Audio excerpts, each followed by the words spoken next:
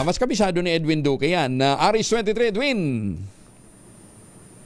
Edwin. 1,000 magsigirom sa Caloocan ang nakatakdang ikasal sa Caloocan Sport Complex ngayong araw. Ito ay kasabay ng selebrasyon ng Araw ng Mga Puso sa araw nito. Alas 11 ngayong umaga ay nasahan ng nasa loob na lahat ng sa Sport Complex ay kakasal na pangunahan mismo ito ni Mayor Along Malapitan. Samantala, babantayan ng Caloocan Police ang mga hotel sa Caloocan upang matiyak na mapayapa at pagdiriwang ng Araw ng Mga Puso.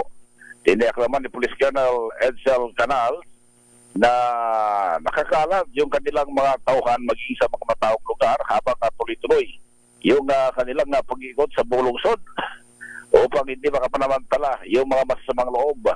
Pinangunahan naman ng pinayuhan ang mga may-ari ng mga hotel ko Angel na bantayan ang mga pumapasok sa kanilang mga hotel at maiwasan mga pasok din lalo na yung mga menor de edad na walang kasamang mga magulang o matatanda para maiwasan yung magkaroon ng pang-aabuso sa mga menor de edad.